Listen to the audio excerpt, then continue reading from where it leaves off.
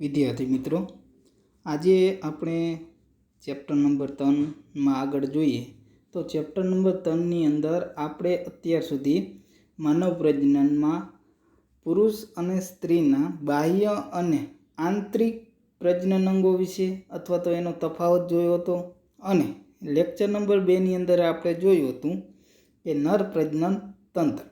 હવે આપણે વાત કરીએ માદા પ્રજનન તંત્ર, ધ ફિમેલ રિપ્રોડક્ટિવ સિસ્ટમ, એટલે કે માદા પ્રજનન તંત્રની અંદર કેટલા અંગો આવેલા હશે, એ અંગોનું કાર્ય શું, એ બધું જ આપણે આ લેક્ચરની અંદર અભ્યાસ કરવાનો છે.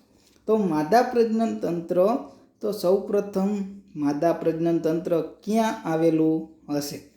તો માદા પ્રજનન તંત્ર રહ્યું એ ક્યાં આવેલું છે? તો કે નિતંબ પ્રદેશમાં, એટલે કે જે સ્ત્રી હશે એ સ્ત્રીના નિતંબ પ્રદેશમાં આખું માદા પ્રજનન તંત્ર આવેલું હશે. અહીંયા નોટ કરવાનું એ છે કે આખું માદા પ્રજનન તંત્રની વાત કરવામાં આવી છે, કોઈ એક ભાગની વાત કરવામાં આવી ન હતી, જેમાં એક જોડ અંડપિંડો, એટલે કે ટોટલ 2 અંડપિંડો હશે અને તેની સાથે એક જોડ અંડવાહિની, એટલે કે 2 અંડપિંડોમાંથી ગર્ભાશય સુધી પહોંચવા માટે જે નલિકા હશે તેને અંડવાહિની કહેવામાં આવશે. એક ગર્ભાશય હશે, એક ગ્રીવા, યોનિમાર્ગ, બાહ્ય જનન અંગો, અથવા તો એને બીજા નામે કહેવાય તો કે વુલ્વા અને ટ્યુડેન્ટમ, એ તેનું અંગ્રેજી નામ છે, તથા સ્તન ગ્રંથિનો સમાવેશ કરવામાં આવે છે. એટલે કે આખા માદા પ્રજનન તંત્રમાં શું શું આવશે તેની વાત કરવાની છે. પહેલાં તો એનું સ્થાન ક્યાં આવેલું હશે? તો કે નિતંબ પ્રદેશમાં. માદા પ્રજનન તંત્રમાં કેટલા અંગો આવે? તો કે પ્રાઇમરી અંગ તરીકે અંડપિંડો આવેલા હશે, અંડપિંડો સાથે જોડાયેલી અંડવાહિનીઓ આવેલી હશે, ગર્ભાશય, ગ્રીવા, યોનિમાર્ગ, બાહ્ય જનનાંગો અથવા તો વુલ્વા અને સ્તન ગ્રંથિનો સમાવેશ કરવામાં આવે છે. હવે આ બધા જ અંગોનું મુખ્ય કાર્ય શું? તો કે જે માદા પ્રજનન તંત્રના જેટલા અંગો રહેલા એ અંગોનો કોઈ ચોક્કસ કાર્ય હશે. તો એ કાર્ય કયું? તો કે અંડકોષપાત, ફલન, ગર્ભધારણ, જન્મ અને બાળ સંભાળની પ્રક્રિયામાં મહત્વનો ભાગ ભજવે છે. એટલે કે અંડકોષપાત, અંડકોષપાત એટલે શું? તો કે જ્યારે અંડપિંડમાંથી અંડકોષોનું નિર્માણ થશે, એ અંડકોષમાંથી પૂર્વ અંડકોષ, પૂર્વ પ્રાથમિક અંડકોષ, એવી રીતે અલગ અલગ ફેજની અંદર અંડકોષ જશે. તે આપણે આગળ જોશું કે અંડકોષ જનનની અંદર કે અંડકોષપાતની અંદર શું થાય. પછી ફલન, કે જ્યારે અંડપિંડમાંથી અંડકોષ અને શુક્રકોષ એકબીજા સાથે શું થશે? જોડાશે. એને આપણે શું કહીએ? ફલન કહેવામાં આવે. પછી ગર્ભધારણ, જન્મ, એટલે કે બાળકનો જન્મ થશે તે, અને બાળકના સાર સંભાળ માટે, એટલે કે બાળક જ્યાં સુધી મોટું ન થાય ત્યાં સુધી એની સંભાળ માટે અલગ અલગ અંગોનો ઉપયોગ થાય છે. તો એમાં આપણે જોઈએ તો કે સૌ પ્રથમ અંડપિંડ, જેને પ્રાથમિક અંગ કહેવામાં આવે છે, કે માદા પ્રજનન તંત્રમાં પ્રાથમિક અંગ તરીકે અંડપિંડનો સમાવેશ કરવામાં આવે છે. જ્યારે આપણે પુરુષની વાત કરતા હતા તો એની અંદર શુક્રપિંડને આપણે પ્રાથમિક અંગ તરીકે લેવામાં આવતું હતું, અહીંયા અંડપિંડ લેવામાં આવશે. તો સૌ પ્રથમ અંડપિંડનું સ્થાન, એની લંબાઈ અને એનો આકાર કેવો હશે તેની વિશે વાત કરીએ. તો સ્થાન ક્યાં હશે? તો કે નિતંબ ગુહાની ઉપર.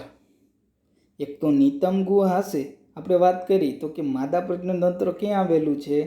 તો કે નિતંબ ગુહાની અંદર આવેલું. તો આ નિતંબ ગુહાની થોડીક ઉપરની સાઈડ આવેલું હશે અને ગર્ભાશયની બંને પાર્શ્વ બાજુએ, ગર્ભાશય હશે એ ગર્ભાશયની બંને બાજુએ આવેલા હશે, ઉદર પ્રદેશમાં આવેલા હશે. કેમ કે ગર્ભાશય ઉદરમાં આવેલું હશે, એટલે કે ઉદર પ્રદેશમાં જે ગર્ભાશય રહેલું છે એ ગર્ભાશયની બંને બાજુએ અને નિતંબ ગુહાની ઉપર આવેલું હશે.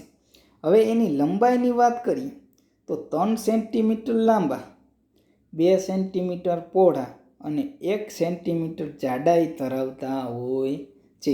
એટલે કે બંને અંડપિંડો 3 સેન્ટીમીટર લાંબા, 2 સેન્ટીમીટર પહોળા અને 1 સેન્ટીમીટર જાડાઈ ધરાવતા હશે.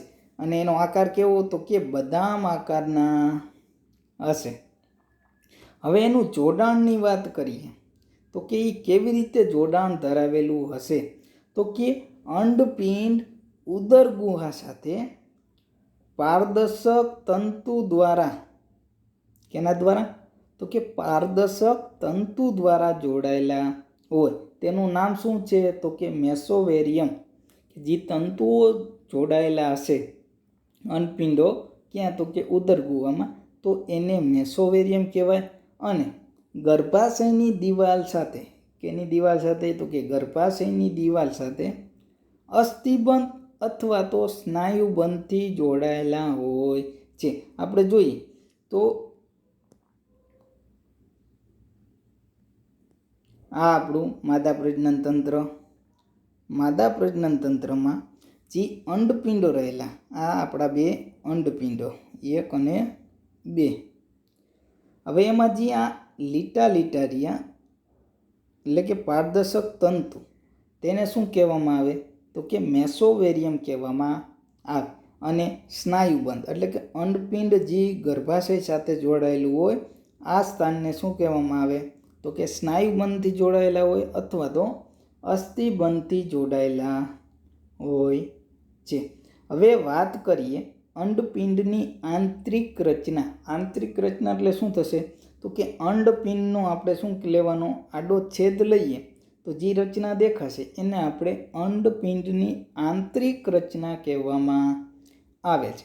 હવે અંડપિંડની આંતરિક રચના એટલે કે જ્યાંથી અંડપિંડ શરૂ થતું હશે, સ્નાયુબંધનું જે જોડાણ હશે, એ જોડાણ પાસે એટલે કે ચેતાપેશીઓ અને રુધિરવાહિનીઓ જ્યાંથી પ્રવેશ કરતી હશે તે કેન્દ્રને શું કહેવાય, નાભી કેન્દ્ર કહેવામાં આવે. એટલે કે જે જગ્યાએથી ચેતાપેશીઓ અને રુધિરવાહિનીઓ પસાર થતી હશે તે મુખ્ય કેન્દ્રને શું કહેવામાં આવે, તો કે નાભી કેન્દ્ર કહેવામાં આવે. હવે અંડપિંડ પાતળા અધિચ્છદીય આવરણ દ્વારા આવૃત હોય છે. એટલે કે આખું અંડપિંડ રહ્યું એ અંડપિંડ એક આવરણ દ્વારા આવૃત હશે. એ આવરણને કયું આવરણ હશે, તો કે અધિચ્છદીય આવરણ. જે અંડપિંડીય આધારક, તેનું નામ શું છે, તો કે અંડપિંડીય આધારક અથવા તો સ્ટ્રોમા ને આવરે છે. હવે જે આધારક રહ્યું અંડપિંડીય આધારક, એ 2 વિભાગમાં વિભાજિત થયેલું હોય છે. તો જે 2 વિસ્તારમાં શું હશે, વિભાજિત હશે. અને એ કેનું બનેલું હશે, તો કે સંયોજક પેશીનું બનેલું હશે.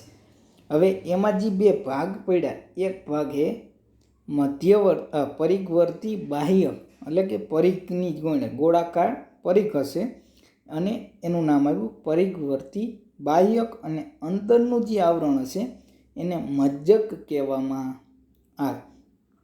હવે જે બહારનું સ્તર રહ્યું, જે અધિચ્છદીય સંયોજક પેશીનું બનેલું હશે, એ અધિચ્છદીય સંયોજક પેશીની અંદર જે બહારનું સ્તર હશે, એ બહારનું સ્તરને શું કહેવામાં આવે, તો કે જનન અધિચ્છદ. અને એ સાદા ઘનાકાર કોષોનું બનેલું હશે. હવે જે અધિચ્છદીય જે આધારક રહ્યું એ આધારક પાછા 2 સ્તરનું બનેલું હશે. બહારનું સ્તર હશે એને આપણે જનન અધિચ્છદ કહેવાય, કે જેને સાદા ઘનાકાર કોષોનું બનેલું હશે. અને જે અંદરનું સ્તર રહ્યું એ અંદરના સ્તરનું નામ શું હશે, ટ્યુનિકા આલ્બ્યુજિનિયા, કે જે કોલેજન યુક્ત સંયોજક પેશીનું બનેલું હશે. હવે વાત કરીએ એની આકૃતિની, તો કે સૌ પ્રથમ જે નાભી કેન્દ્ર એટલે કે અહીંયાથી ચેતાપેશીઓ અને રુધિર વાહિનીઓ પ્રવેશ કરતી હશે એટલે એ નાભી કેન્દ્ર. હવે જે અંડકોષ હશે એ અંડકોષનું શું થશે કે આપણે ધોરણ 11માં ભણી ચૂક્યા કે પૂર્વ અવસ્થા 1 પૂર્વ અવસ્થા 2 એટલે કે અર્ધીકરણની જે પ્રોસેસ થતી હશે તે અર્ધીકરણની પ્રોસેસ થઈ અને અંડકોષ કેમાં પરિણમશે તો કે પ્રાથમિક પુટિકામાં પરિણમે છે. પ્રાથમિક પુટિકા. તો પ્રાથમિક પુટિકામાં જેટલા કોષો હશે આ જે કોષોનો સમૂહ રહ્યો એ કોષોનો સમૂહ કેવો હશે એ કોષો એકદમ નાના હશે અને એકબીજા સાથે જોડાયેલા હશે. હવે એ પ્રાથમિક પુટિકાનું શું થશે આગળ જઈ અને એનો વિકાસ થશે અને દ્વિતીય પુટિકામાં નિર્માણ પામે. હવે જ્યારે દ્વિતીય પુટિકામાં નિર્માણ પામશે ત્યારે અંડકોષ શું કરશે થોડોક મોટો જશે. એટલે કે આપણે અહીંયા જોઈએ તો કે વચ્ચે ગોળ રાઉન્ડ રહ્યું અને એની ફરતે શું થયું હોય તો કે નાના નાના બીજા કોષો ગોઠવાયેલા હશે. એટલે જે એક કોષ કે જે આપણો અંડકોષ હશે એ અંડકોષ થોડોક મોટો થશે અને સ્થાયી થશે. તો એ અવસ્થાને આપણે શું કહીએ દ્વિતીય પુટિકા કહેવામાં આવે. હવે જે આ ભાગ અવસ્થા જેટલી થાય પ્રાથમિક પુટિકા, દ્વિતીય પુટિકા, પછી તૃતીય પુટિકા અથવા તો ગ્રાફિયન પુટિકા જે થશે એ બધું ક્યાં આવે તો કે મજ્જક વિસ્તારની અંદર જોવા મળશે. એટલે કે મજ્જકનો જે વિસ્તાર રહ્યો એક તો આધારકની અંદર બે તો એક તો જનન અધિચ્છદીય આવરણ અને અંદરનું આવરણ શું બાહ્ય આવરણ તો અંદરનું આવરણ તો કે ટ્યુનિકા આલ્વિજિની આવરણ. હવે એની અંદર શું આવશે મજ્જક આવશે. એટલે કે આ જે બે ભાગ રહ્યા એને શું કહેવામાં આવે બાહ્યક કહેવામાં આવે. જે આપણે બે ભાગ પાડ્યા હતા તો કે આધારક રહ્યો આધારકના બે ભાગ છે એક તો બાહ્યક અને બીજું છે મજ્જક. હવે બાહ્યકના પાસા બે પ્રકાર એક જનન અધિચ્છદીય અને બીજો ભાગ થશે ટ્યુનિકા આલ્બુજીને. અને મજ્જકનો વિસ્તાર કે જ્યાં પ્રાઇમરી સેકન્ડરી અથવા તો પ્રાથમિક પુટિકા, દ્વિતીય પુટિકા, તૃતીય પુટિકા, અંડપાદ વગેરે ક્રિયાઓ થતી હશે. હવે જ્યારે દ્વિતીય પુટિકાઓમાંથી તૃતીય પુટિકા બનશે એ સમયે એમાં થોડોક પોલાણવાળો ભાગ જોવા મળશે. એટલે કે એની અંદર થોડોક હવા હશે એટલે કે અથવા તો પોલાણ ગુહા હશે. તો એ ગુહાને શું કહેવામાં આવે છે તો કે ગ્રાફિયન પુટિકા કહેવામાં આવે. હવે જો અંડકોષનું શું થાય તો કે ફલન નહીં થાય જો એ શુક્રકોષ સાથે એનો સમન્વય નહીં થાય તો શું થશે તો કે અંડપાતની ક્રિયા શરૂ થશે. અંડપાતની અંદર શું થશે જે પ્રાઇમરી, દ્વિતીય અને તૃતીય પુટિકા બનેલી હશે એ પુટિકાઓ તૂટી જશે અને એ પ્રોસેસને આપણે શું કહીએ અંડપાતની પ્રોસેસ કહીએ છીએ. તો અંડપાતની પ્રોસેસની અંદર શું થશે તો કે એમાંથી અંડકોષ છૂટો પડશે અને 3 આવરણ અલગ અલગ જે 3 આવરણ હશે એની અંદર જો એક તો કાર્પસ જો અંડપાત અહીંયા થયો તો અંડપાતની પ્રક્રિયામાં શું થશે તો એક દ્વિતીય પૂર્વ જે આપણો અંડકોષ હશે એ છૂટો પડશે અને તેની સાથે શું કાર્પસ ફેમેર્જિકમ નામનું પડ છૂટું પડશે. એ આખી અવસ્થાને શું કીધું કાર્પસ ફેમેર્જિકમ. હવે એ ફેમેર્જિકમ આગળ જઈ અને કાર્પસ લ્યુટિયમ. હવે કાર્પસ લ્યુટિયમ જે રહ્યું એ થોડુંક સ્થાયી અવસ્થા તરફ છે. એટલે કે અમુક કલાકો સુધી કે અમુક દિવસો સુધી સ્થાયી રહેશે.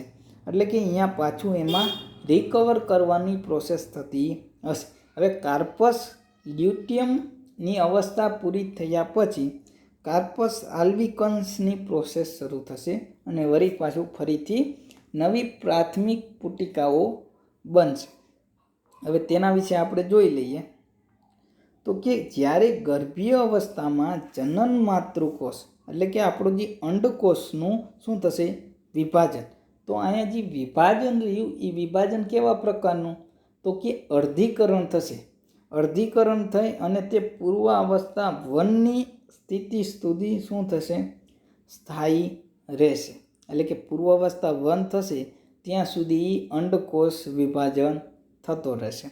હવે જ્યારે એ સ્થાયી અવસ્થા પૂરી થશે પછી શું થશે, તો કે પ્રાથમિક પૂર્વ અંડકોષ અથવા તો પ્રાથમિક પુટિકામાં રૂપાંતરિત થશે. પ્રાથમિક પુટિકા બની ત્યારબાદ એક મોટા કોષનું નિર્માણ થાય અને તેની આજુબાજુ નાના કોષો ભેગા થાય છે. તેને દ્વિતીય પુટિકા કહેવામાં આવે. હવે દ્વિતીય પુટિકા તૃતીય પુટિકામાં પરિણમશે અને તે શું ધરાવે છે, તો કે ગુહા ધરાવે છે. અહીંયા આપણે જોઈ શકીએ તો કે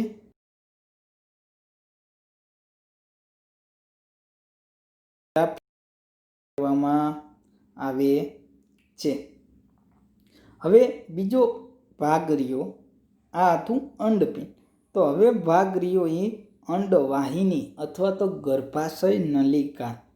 તો ગર્ભાશય નલિકાની વાત કરીએ તો એનું સ્થાન ક્યાં, તો કે અંડપિંડના પરિઘ વિસ્તારથી લઈ, એટલે કે જ્યાંથી અંડપિંડ શરૂ થશે ત્યારથી લઈ અને ગર્ભાશય સુધીની જે નલિકા હશે એ નલિકાને આપણે શું કહીએ, અંડવાહિની અથવા તો ગર્ભાશય નલિકા કહેવામાં આવે છે.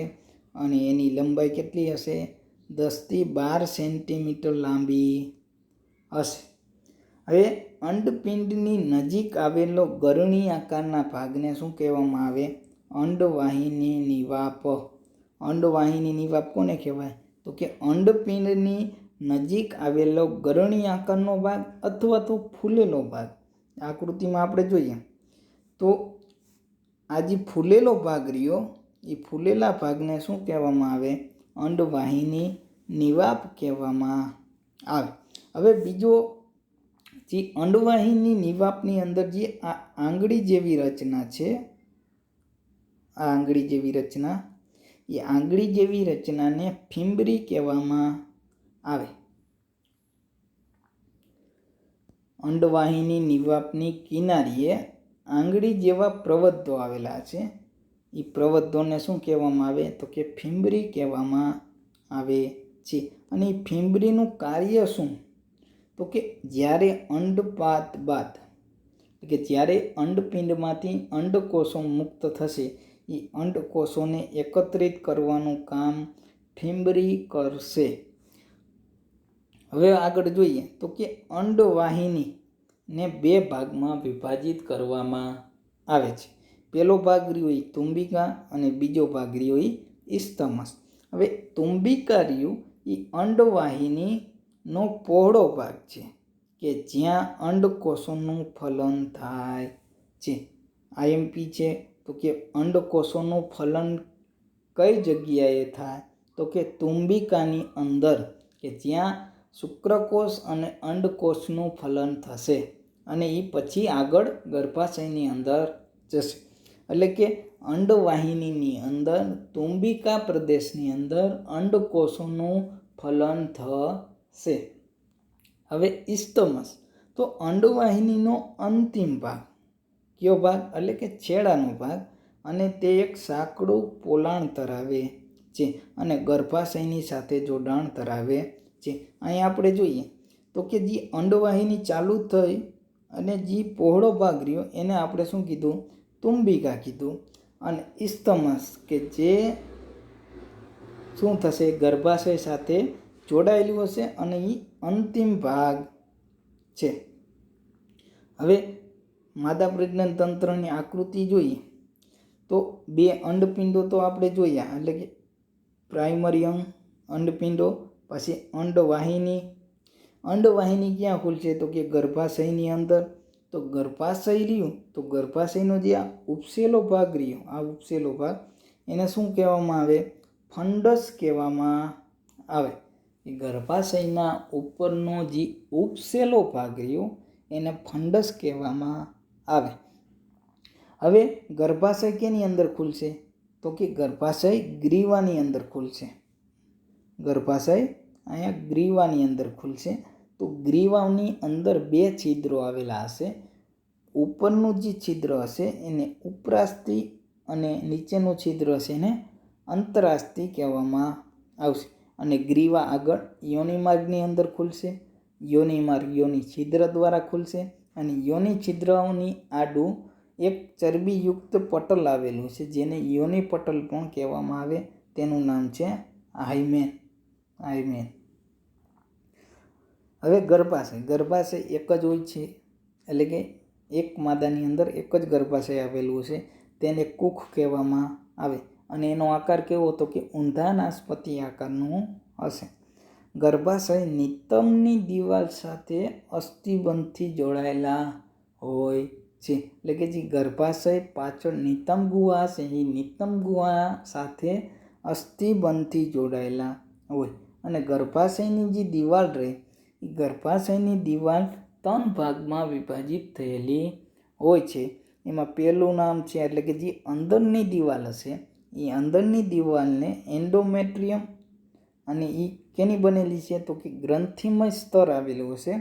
અને એ કેમાં ભાગ ભજવે તો કે ઋતુચક્ર દરમિયાન ચક્રીય ફેરફાર જે થતા હશે ગર્ભાશયની દિવાલની અંદર એ ચક્રીય ફેરફાર માટે જવાબદાર હશે એન્ડોમેટ્રિયમ સ્તર. હવે બીજું જે દિવાલ આવેલી હોય એટલે કે બીજું સ્તર હશે એને માયોમેટ્રિયમ કહેવામાં આવે.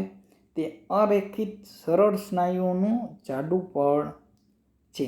હવે આ જાડું પડ અને સરળ સ્નાયુઓનું બનેલું હશે, એટલે કે જ્યારે બાળકનો જન્મ થતો હશે એ દરમિયાન જે સંકોચન થતું હશે ગર્ભાશયનું એ સંકોચનમાં મદદરૂપ કરવાનું કામ માયોમેટ્રિયમ સ્તરનું હશે કે જેના હિસાબે બાળકનો જન્મ થશે. પેરીપેટ્રિયમ કે જે ત્રીજું સ્તર અથવા તો બાહ્ય સ્તર કે જે પાતળું હોય છે ઓલા 2 સ્તરની કમ્પેરિઝનમાં. ઉપરના ભાગને ફંડસ કહેવામાં આવે. હવે જે ગર્ભાશય રહે ગર્ભાશય કેની અંદર તો કે નાનકડી નલિકામાં ખુલે તેને ગ્રીવા કહેવાય છે. ગ્રીવાની અંદર 2 છિદ્રો આવેલા હોય. પેલું છિદ્ર અંતરાસ્થી અને બાહ્યાસ્ત્રી. ગ્રીવાની નલિકાને ગ્રીવા નલિકા કહેવાય છે.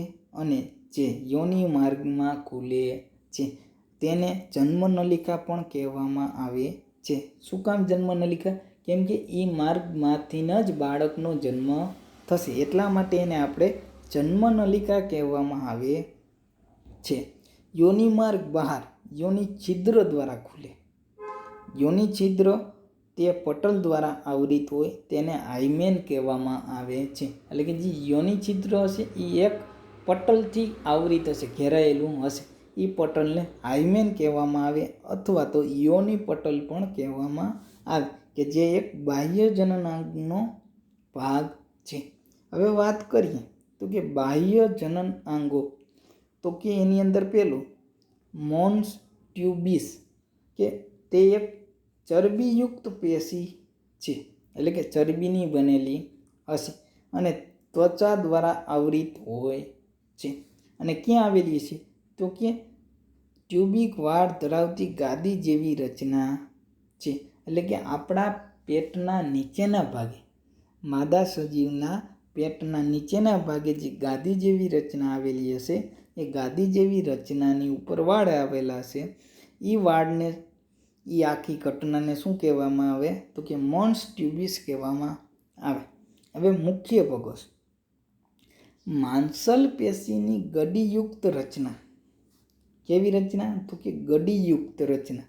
અને કેવી તો કે માંસલ પેશી એટલે કે માંસ ધરાવતી પેશી કે જે મોન્સ ટ્યુબિસની નીચે આવેલી હોય અને તે કેને ઘેરતી હશે? યોનિ માર્ગને ઘેરતી રચના હોય તેને મુખ્ય પ્રકોષ્ઠ કહેવામાં આવે. હવે મુખ્ય પ્રકોષ્ઠની નીચે ગૌણ પ્રકોષ્ઠ, તે મુખ્ય પ્રકોષ્ઠની નીચે ગૌણ પ્રકોષ્ઠ આવેલું હશે અને તે એક જોડ પેશીમય ગડીઓ છે, એટલે કે એક જોડ આવેલી હશે.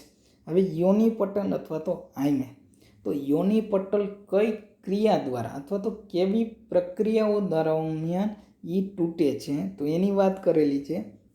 તો એક તો મૈથુન ક્રિયા દરમિયાન કે સમાગમ દરમિયાન તે તૂટી જાય છે, અથવા તો અમુક વખતે અચાનક પડવાથી કે આંચકા જે આવે કે કોઈ પણ આંચકો આવે અચાનક તો એના કારણે પણ યોનિ પટલ તૂટી જાય છે. પછી બીજો એક શબ્દ છે કે યોનિ ટેમ્પોન. યોનિ ટેમ્પોન એટલે કે જ્યારે ગર્ભપાત કરતા હોય અથવા તો અંડકોષનું હોય તે અંડકોષ દરમિયાન જે ડૉક્ટર દ્વારા એક સાધન આપવામાં આવે એ આખી પ્રક્રિયાને યોનિ ટેમ્પોન કહેવામાં આવે. તો યોનિ ટેમ્પોન દાખલ કરતી વખતે પણ યોનિ પટલ તૂટવાના ચાન્સ વધે છે. પછી શારીરિક કસરતો દરમિયાન પણ તે તૂટી શકે છે. ભગ્ન શિશ્નિકા નાનકડી આંગળી જેવી રચના કે જે મૂત્રાશયના મુખની ઉપર આવેલી હોય અને બે ગૌણ પ્રકોષ્ઠની ઉપરી સ્થાને આવેલી હશે. તો એનું સ્થાન આપી દીધું ક્યાં? તો કે મૂત્રમાર્ગના મુખની ઉપર, એટલે કે જે માદા પ્રજનન તંત્રમાં જે મૂત્રમાર્ગ આવેલો હશે એની ઉપરની બાજુએ અને બંને ગૌણ પ્રકોષ્ઠના ઉપરા સ્થાને આવેલી હશે. હવે સ્તન ગ્રંથિ. તો કે સ્તન ગ્રંથિ રહે એ સ્તન ગ્રંથિ સસ્તનોની લાક્ષણિકતા છે. એટલે કે જે સસ્તન વર્ગના જેટલા પ્રાણીઓ છે એની અંદર જે માદા સજીવો આવેલા હશે એ માદા સજીવોની અંદર સ્તન ગ્રંથિ એક ક્રિયાશીલ મહત્વની ભૂમિકા ભજવતું હોય છે.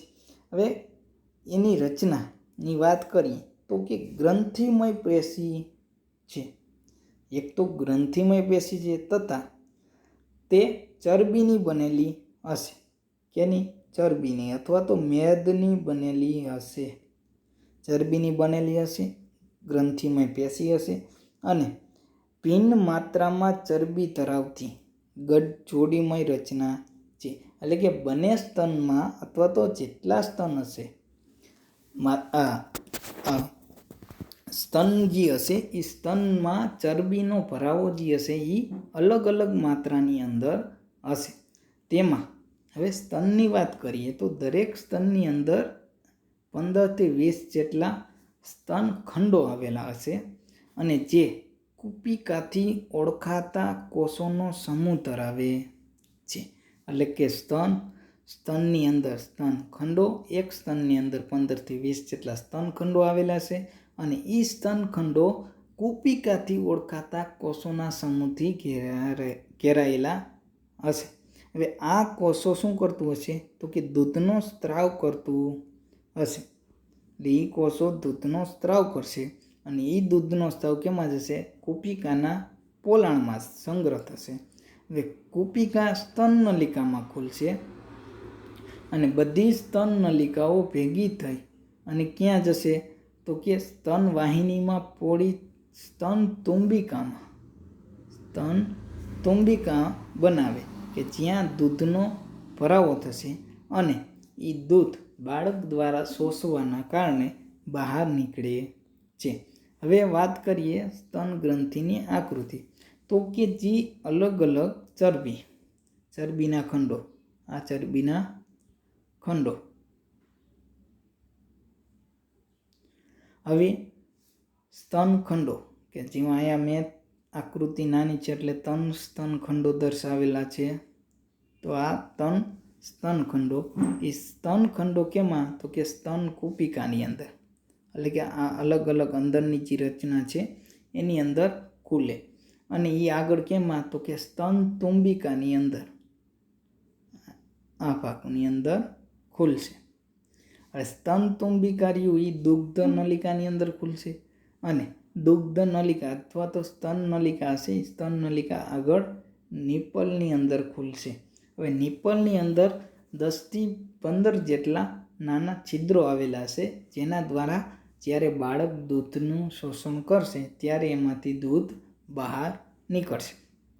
હવે એનું જોડાણની વાત કરીએ તો સ્તન ગ્રંથિ એક તો પાંસળી દ્વારા જોડાયેલી છે, આંતરપાંસળી સ્નાયુઓ દ્વારા જોડાયેલી છે, પેક્ટોરાલિસ મેજર સ્નાયુ એની અંદર આવેલા છે. એટલે કે જે પાંસળીની રચના છે પાંસળી સાથે પણ એ જોડાયેલી હશે. તો અહીંયા આપણે માદા પ્રજનન તંત્ર પૂરું થાય. તો માદા પ્રજનન તંત્રની વાત કરી તો માદા પ્રજનન તંત્રની અંદર એક તો અંડપિંડનો સમાવેશ થતો હશે, અંડવાહિનીઓ, ગર્ભાશય, ગ્રીવા, યોનિમાર્ગ, યોનિપટલ, બાહ્ય જનનાંગોની અંદર મોન્સ પ્યુબ્યુસ, ગૌણ પગસ, મુખ્ય પગસ, ભગ્નશેષનિકા વગેરેનો સમાવેશ થાય તથા માદા પ્રજનન તંત્રની બહાર આવેલી સ્તનગ્રંથિનો પણ માદા પ્રજનન તંત્રની અંદર સમાવેશ થાય છે.